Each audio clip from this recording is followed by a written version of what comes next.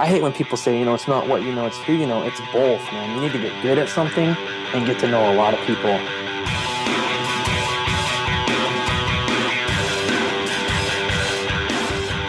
Hey, podcast listener, you're about to discover insider tips, tricks, and secrets to making more sales and converting more prospects into customers with email marketing.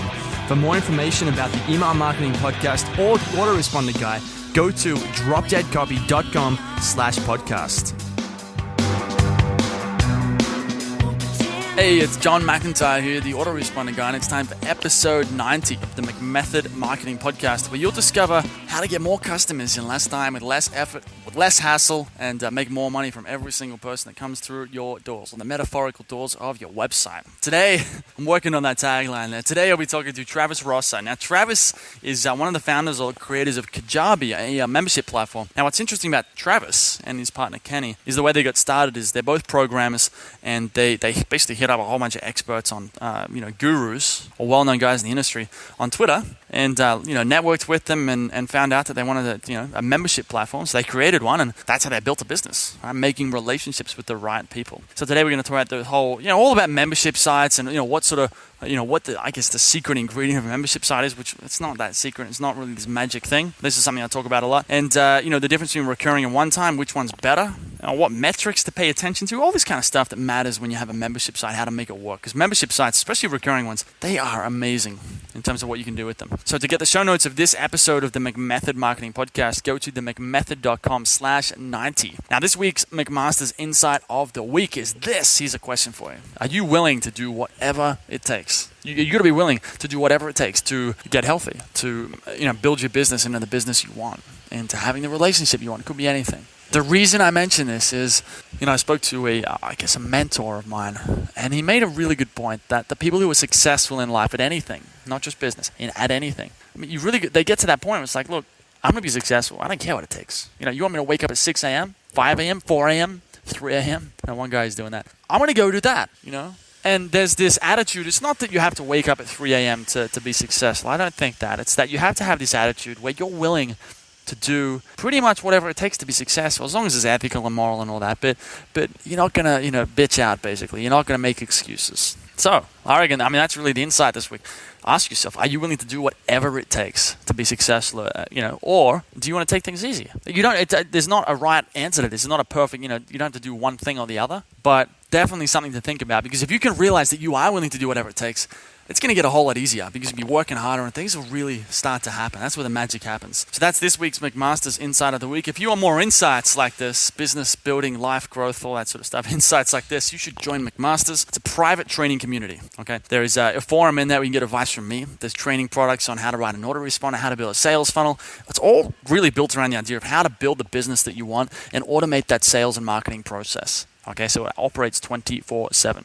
Pretty cool stuff. If you want to learn more about it, go to themcmethod.com/McMasters, and I'll see you inside. Anyway, that's it for now. Let's get into the interview with Mr. Travis Rossa.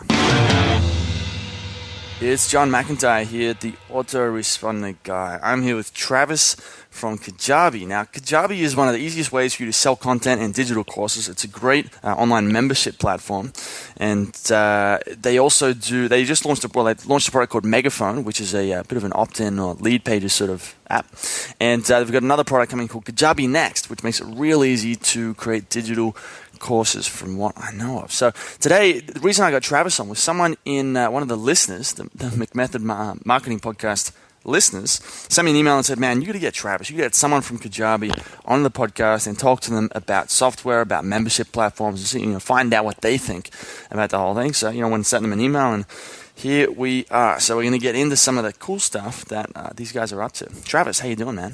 Hey, I'm doing great. This is awesome. Thanks for inviting me on your show. I'm excited to talk about some cool stuff today. Cool, man. Cool. I'm pumped to have you on. Before we get into some of the content, can you give the listener a bit of a background on, who is Travis? And I know you have the business partner, Kenny. So what do you guys do? And what's your thing? Yeah, so Kenny and I have been friends for over 15 years. We both come from the software industry. We've worked for tons of big companies. We're in Southern California, and there's all kinds of companies down here. And, we used to always meet for lunch. We're like, hey, man, one day we're going to build a business. We're going to do something online. And then in 2009, this is kind of how Kajabi was born. It's kind of weird. Kenny had invented this kid's car wash that he made out of PVC pipe. Like he went to Home Depot and he bought all these PVC pipes. He put them together. He drilled holes in them, and it was like this cool car wash for like kids' bikes and stuff like that. Yeah, because both Kenny and I have random. I know, isn't it random? Both Kenny and I have these young kids, and we're like, this is a cool toy. Let's start selling this online. And then I'm like, man, I'm too lazy. I don't want to ship all this stuff. So then we're like, well, what if we make some videos on how to build it, and we'll just make a little simple course on how to build this this kid's car wash. And both of us are software guys. We're super technical, and as we start to figure out which WordPress plugin and how do we connect to ClickBank, all this stuff, I was like, dang, this is hard. And then I thought, what if this is hard for everybody who wants to sell something online? And this was July of 2009, and we're like, hey, I think we could build a platform that does this for people. And back then we didn't know anybody. I didn't know like Frank Kern and John Reese and Jeff Walker, Brendan Bouchard. We didn't know any of those guys back then.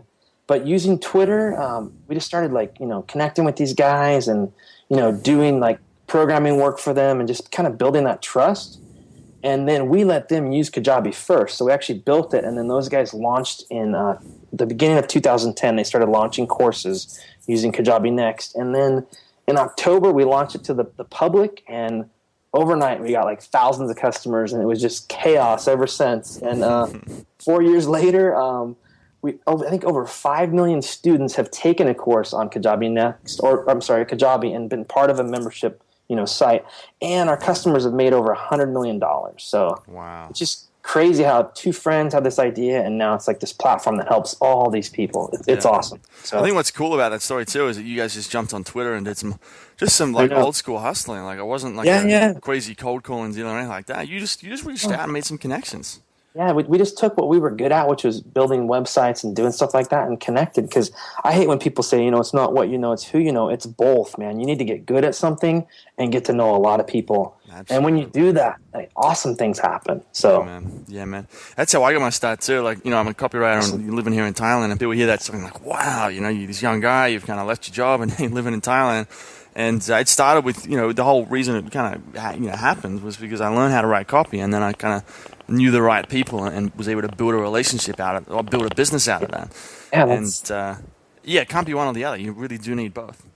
Yeah, and there's something about hustling and the opportunity of internet, man. You can really change your life and change other people's lives. So absolutely. One thing I've realized lately, Travis, is that a couple of years back, I was thinking, I'll do these internet things. So I can go on, live in Thailand and have this 4-hour work week, this Tim Ferriss lifestyle, and all that sort of, like thinking about the benefit, the destination kind of thing. What I realized recently, though, is the reason I like to do it is just because it's so much fun, like waking up and hustling and like being like, I'm gonna go make something happen, like just that. That's like the fun part that I think drives a lot of people to get into business and do well. Sure. No, I've been ever since I was a little kid. I grew up on a little small farm here in California, and I've always had this vision of something bigger and like creating stuff and being an entrepreneur. I remember I used to take the fruit from my parents' farm, and you couldn't really sell fruit locally because nobody cared because they could just go pick it for free, So as soon as I could drive, I would drive like 3 hours away, and I would start selling fruit, and then I found this air freshener, and it was made out of citrus. So like it was made from real oranges, and I would sell these oranges, and then I would spray this like citrus spray in the air, and people would walk by and go, "Oh man, your oranges smell amazing!" And I just love the concept of marketing, and selling, and just the opportunity. I love that stuff. So nice, man. Well, cool. Well, let's get into some of this stuff with the content and the memberships. Let's tell me a bit about. We talked about this before. We can go in two directions with this, or we can go in both. And we can talk about the software aspect or the membership aspect. One thing I think we should start with is the membership side of things. So, what sort of stuff are you seeing with, you've got all these different customers who are using it to build sites and communities. And what's the listener, someone listening to this is probably going to be wondering, one of the first questions, and this is a question I have because I have a community as well. And I want to know, how do you actually not only build a good community, but keep people around? Because a lot of these things where people pay $100 a month or $50 a month to stick around. So is there a secret to it, or is there, what are people doing? I think it's the same thing we just talked about before. You got to have that same passion, that same hustle. You got to bring it into your membership site or your online content. I think a lot of times people think they can just set it and forget it. And those type of membership sites tend to have a huge refund rate. But like our customers who have huge passion and really genuine and they're constantly putting in good content, their customers are super stoked. And with our system, right away we built in the social aspects. You can go in there and you can interact with customers. You can talk to them. They can leave you feedback. So I think really connecting with them and being genuine and just always hustling keeps people around. So that's probably first advice I'd give them. I like it, man. I think the cool part about it, like one thing I found, so this is probably episode 90 or 80 or 90 of this podcast. And, after talking to so many different people about marketing and copywriting and all that stuff, what I've noticed is that there's not really any secrets, man. Like there's no magic words. Like it's like build a good business and have shit that people actually want. Well, I think the biggest thing is execution. A lot of people are going to be listening to this and they have all kinds of great ideas, but are they going to do anything about it? I mean, I think, everybody has great ideas, but ideas are worthless. They're just going to keep on coming. Yep. The people who succeed are the people who get up and actually do something about it. So, yeah, man.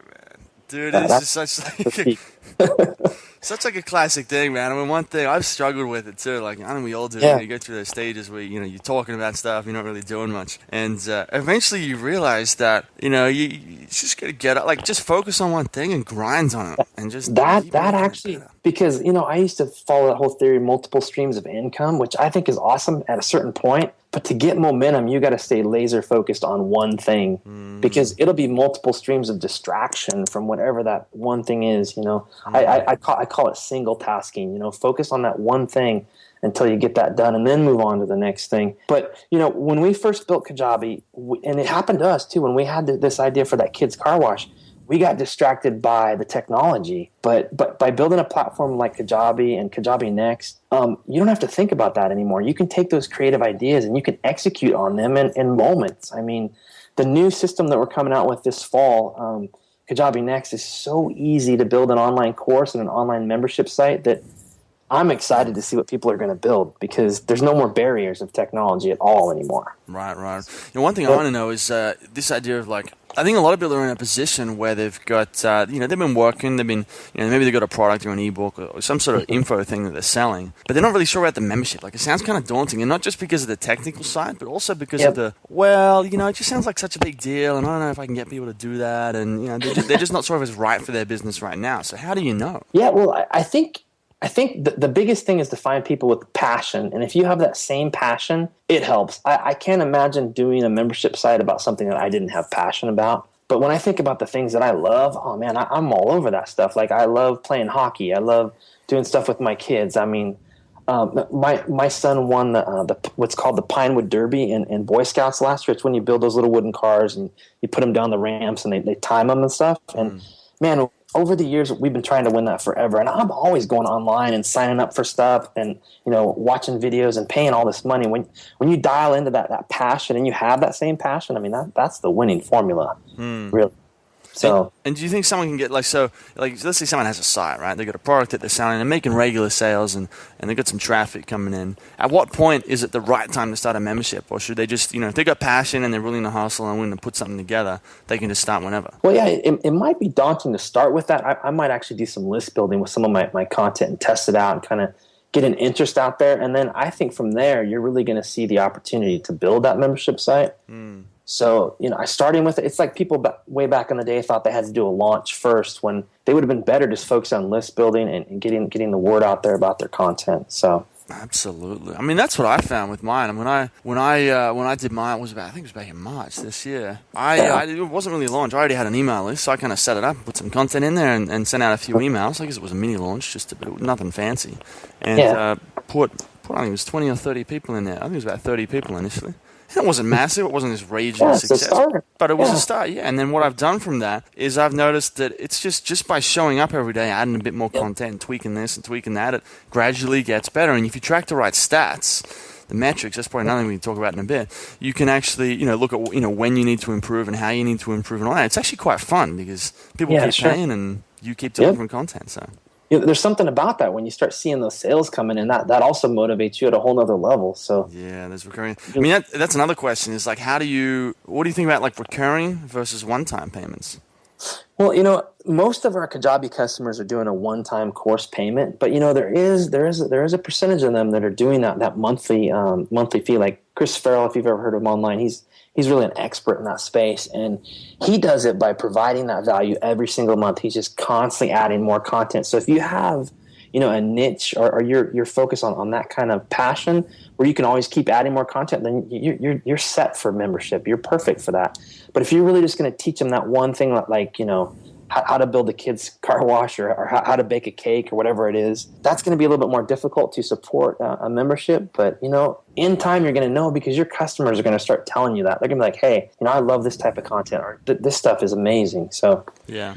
So I mean, if you're doing like a kid's car wash, what you really need, like if you want to do the ongoing thing, you really need to like a community that's about kids. So how doing stuff, sure. stuff with kids, because that's something that parents will pay for ongoing. Exactly. Like you could do a whole do-it-yourself site for parents to build cool toys at home. I mean, that'd be awesome. I know there's so many opportunities. It's crazy. Like we have a guy who does a cigar of the month club. Okay, so he's actually physically mailing the cigar to all of his customers, so they're paying him on a recurring basis. And then he has a Kajabi site that has information about each one of those cigars, like where it was cut, what kind of humidifier, or whatever, the Herbert. I can't even say that word, but you know what I mean. Those little things that keeps the cigars, fresh. It's like content around that passion. Then you're set with something like that. Yeah, man. We do this. So I think wine would work. Yeah, exactly. Yeah, wine would work. Anything that has to do with kids, anything has to do with pets, technology. Right. Like one of our guys here does a whole video course on coding, and he's going to set that up as a membership site, just because you can keep adding content, you can keep improving, and your customers are going to keep demanding that. So yeah, absolutely. What about metrics? What do you think when it comes to, like, if you wanted to measure the success of I mean, if it's a one-time product, that's one thing. You're looking at your refund rate, that kind of thing, and your conversion rate. But when it gets into recurring, this is a bit of a challenge. Is measuring stuff like what metrics should you be measuring, and how what's the best way to measure them? Well, I think the first thing is you need to figure out how long does a customer stay. What is your customer value? Do they stay for 3 months? Do they stay for 6 months? Or do they just love you and they never quit? You need to get to know those numbers right away, because then you'll know how much you have to spend on that new customer. Every single customer is worth $500 to you. So then I can spend up to that and I'm doing great. The other thing is you need to figure out when do they fall off and why. Now, that's something as a software owner we're constantly like, okay, customers stay on average this long, and why are they falling off? And you want to keep improving to figure out why they're doing that. And the awesome thing is with Kajabi Next, this new platform that we're coming out with, you'll actually be able to see each video, like how much of this video did they watch? When did they fall off? And you might actually find out, crap, half my content isn't even interesting to my audience. I need to work on that, So It's a lot of different metrics you can look at.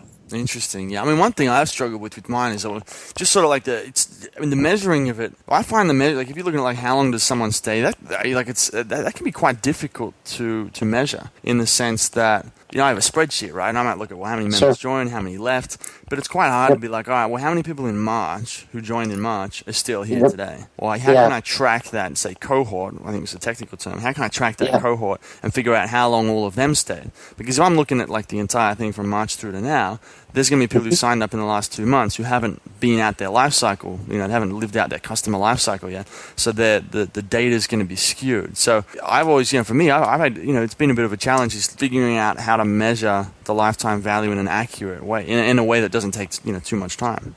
Yeah, I think just finding those, like what we call it here is we call it churn, really like how long does a customer stay before they churn out of that monthly recurring revenue. You have to, and I'm not an expert on that by any means, because like you said, it can be quite daunting.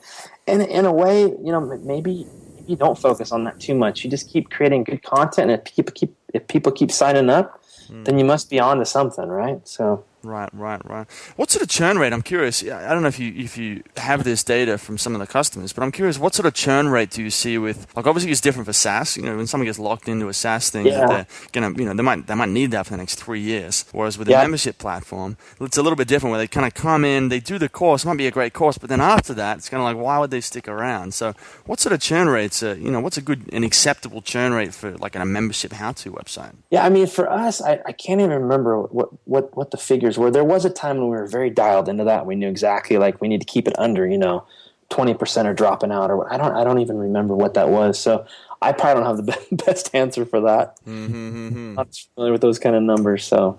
Okay. Because just very curious. One thing I did, I was at a conference recently in Bangkok, and one of the speakers, he talked a lot about, he's got a couple software companies, and he mentioned that one way you do your, you can look at your churn rate, but then you can take your monthly cost, so say it's $100 a month, and your churn rate is, say, 30%, you divide, you take your monthly cost and divide that by 30% to get your lifetime value, which in that case would be $333. Sure. So, I thought that was that's a pretty simple way to figure out. The great thing, though, about recurring, and why I like to suggest it for anyone listening to this, is that let's say you had the churn rate of 30% and you had a $100 product, and you're at $333 lifetime value. What's cool about that is it's a moving target. So every time you improve the product, that churn rate goes down. It might only go down a little bit, but it's still going down. And you're going to go from $333 to $340, and then to $350, and then eventually to $400. So there's always going to be a couple of people or a handful of people who just never leave. They just like you and they think you're awesome. Exactly. They just want to buy everything. So the sort of that lifetime value, I like the idea, and this only happens when you get into recurring. It's always growing, and that's a really magical thing. Exactly. It's especially as a software company, we have the same experience where as long as we keep improving and we keep making it better, sure, people are going to drop out, but you're going to keep making progress every single month, and that can be really exciting when we start looking at those kind of numbers, especially when you're doing something you love every single day. Right. Now, one thing I'm wondering about, I don't know if you guys do this with Kajabi or not, is the issue or the idea of having a forum inside a paid membership site. Do you recommend it? Yeah, the biggest thing is, and Kajabi does have that all built in. We have like a whole area where you can discuss topics and all kinds of cool stuff. You gotta make sure you're on top of that, because if you open something like that and you just kind of let it go, it's going to take on a life of its own. You want to make sure that if you have a membership site, and let's say it's about cigars or whatever it is, you better make sure you're in there interacting with your audience. Otherwise you have no idea where it's going to go. So you got to be committed once you're doing that. But at the same time, that community is going to create new content for you. It's going to create even more interest and even more reasons why someone would stay with that. Because we've heard examples of people joining Kajabi sites or Kajabi courses and then, interacting with each other in the comments and in the forum and actually becoming friends and, staying committed to that course. So the social part can be pretty powerful. Yeah, it's just one of those issues where it's a bit like, and then that makes it more challenging, right? Like, it's one thing to set up like a couple of videos inside a membership area, but it's another thing to kind of set up, let's have a community, let's get this forum going, because then you have people logging in and interacting and all that kind of stuff. So one thing I've had, one issue I've had, and I think a lot of people face this challenge, because it's such a great position to be in when you do have that kind of business with the recurring revenue coming in. But it can be quite hard to get that forum going and to trigger that. So, do you have any ideas for engagement or what sort of works to keep to build that sort of community? Well, I think one of the things in the beauty of what we have with Kajabi is you actually can kind of set up the forum however you want. So if you're building like you can set up different categories and different topics, and we go with the approach where it's a very simple and clean user experience. If you have relevant topics in there and you're interacting with your audience, you're saying, hey, go to the forum and make sure you're letting us know about this, or you're asking questions about that, you can really get the snowball rolling down the hill, and then the community is going to start interacting right away. One of our customers, Trey Smith, does like an iPhone membership site on how to build iPhone games. And as soon as he turned on his forum, it was like right away people are like interacting. So, as long as it's relevant to your course, you're going to see some engagement with it. Yeah. So I think it's one of these things where you've got to, you need the great content. It's got to be relevant. You got to be having stuff that people actually care about. And as long as that's the foundation, the forum can enhance that. But if you don't have that, go work on that before you start looking into the forum. Yeah, exactly. Mm-hmm. Okay. What about, I'm kind of thinking about some more stuff. What about mistakes? What sort of mistakes you see people making when they're trying to build a membership platform? I think sometimes when you're going too big, when maybe you should start a little bit smaller is the way to go. What would be an example? An example would be, we see people with these big grandiose ideas, like I'm going to do this, I'm going to do that. But if they would have just started out with something nice and simple and get some customers in there, they're going to have a much better chance of success than, really trying to boil the whole ocean in that first membership site getting off the ground. So that would be my advice, is keep it simple and execute on that idea. Just make any progress and you're going to find success eventually. Mm-hmm. It's very much like just doing, you're really building, whether you do the ongoing, whether you do the one time, it's very much just building a creating product and selling it, and the delivery mechanism in this case might be Kajabi or a membership platform. Yeah, there's all kinds of things out there to deliver it, but just getting it done and getting out there is step one. Interesting, man. Interesting. What are some of do you have any interesting stories from people who've customers or people in the industry who are building membership sites? Just stuff that's either crazy or there's amazing success stories or huge failures. Do you have any cool stories? Well, I mean, we have all kinds of. There's a couple of really weird topics that come up every once in a while that we see our Kajabi customers. Like one of the weirdest ones at the beginning is some lady had created a website called Strip and Grow Rich, and it was how to be a successful stripper, and it was from the business side of it, like how to treat your customers, how to get the most tips. And I was just like, wow, this is so creative. I never thought that someone would make, Did you watch the videos? Did you check it out? Yeah, we checked it out. It was very professional, it really was like a business course, but about being a good stripper. It was hilarious. Wow. That's it was all serious too. She had testimonials, the whole thing. It wasn't meant as a joke. So wow. I mean, Strip and Grow Rich. Here, I just found it. So she's still out there, huh? Yeah, I think so. And then all the creative topics. Like there's a lady that has a Kajabi site on horse ballet, and it's about teaching your horse how to dance. And I'm like, it's crazy. And what that tells me is there is no end to the possibilities of content out there. So when we first built Kajabi, we used to always say, everybody's either good at something or they know someone who's good at something. So, I mean, everybody listening to this has access to content or, an opportunity to create some kind of online course or online membership. Right. Yeah, at some point, I mean, yeah, if you can have a site, I mean, Stripping and Growing Rich, I mean, that'll probably take some practice to figure that out. Yeah, exactly. It's horse dancing. Yeah, it's horse ballet.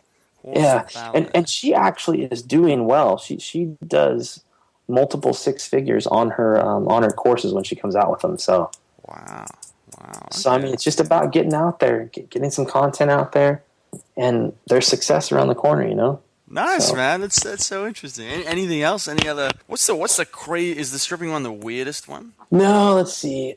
There's always weird ones that we come across. I mean, just all kinds of weird, like how to massage your date, how to just all kinds of just like how to fly a helicopter. Wow. How to pass Navy SEAL training in the U.S. Navy SEALs. I mean, there's all kinds of crazy stuff out there. So. Yeah. I just noticed with this Strip and Grow Rich program, I'm on the website now, stripperschool.org. You can actually go and there's mentoring, so you can get a stripper mentor to mentor you how to be a stripper. Yeah, man, the hustle huddle. Yeah, there you go. So there's really no end to the possibilities of creating a membership site. Absolutely, man. It's impressive, and it's cool seeing like how they change and how there really are there really is no excuse. Like if someone's trying to get into this or trying to make money or wants to make more money, there's so much opportunity out there. Whether you want to play a small game or whether you want to play a big game. Yeah, it's endless to the different niches and different interests online. So. Well, cool, man. We're coming up right on time. But before we go, tell me a bit more about Kajabi, how it works, and why someone listening to this might want to sign up today and get started. Yeah, I mean, the Kajabi platform has had huge success, and we're so grateful and almost humbled by what we've been able to do for our customers and for people out there. And what we're doing here in the future with Kajabi Next is going to be on a massive scale because we've taken the best things in Kajabi and we've simplified it and made it even more powerful with this new system. So I am just so excited to see the new businesses and the new courses that are going to be out there. And I'm just stoked. If anybody wants to find out about it, you just go to kajabinext.com and you can kind of see a little video on that. And it's really exciting with what's just around the corner. Cool, man. Well, I guess that might bring out some more stories, some more weird niches. I'm sure it's only going to get weirder, man. Yeah. Exactly. What about, tell me quickly about this Megaphone app. What's the deal with that? Yeah, so, when we first built Kajabi, Kajabi was good at two things. It was great at creating a membership portal, and it was great at creating launches and squeeze pages and, all those marketing pages. And customers kept saying, man, if you could just have like a sales page, marketing page, platform, that'd be awesome. So about 2 years ago, we started building this Megaphone system, and it has been, people love it. It's super easy to use. There's tons of templates in there. Within 30 seconds, you can make an opt-in page, connect it to your email provider like iContact and Fusion, all those great systems out there. And just another tool that we've created, and we try to make them super simple, and we want our customers to look really, really good on their side. So it's a beautiful, simple application. Okay. I've got an interesting question for you. It might be hard to answer. I don't know. Well, what's the difference between, say, Kajabi and other membership platforms out there like Amember and Wishlist and that kind of thing? And then I'm curious as well about how does Megaphone compare to, say, Lead Pages or Unbounce and those other ones? How do you differentiate yourselves? Well, with Kajabi, Kajabi is its own platform, so it's self-hosted. So when you look at stuff like Wishlist is a plugin that you're going to have to install, and it's got to be on WordPress, and it's got to be on a host. So we really can't really compare those two, but there is other options out there. It's just our system is super easy to use, and there's really no technology. You don't have to know anything about technology to use them. And then Megaphone, there's all kinds of options out there. There's Lead Pages, like you said, Unbounce.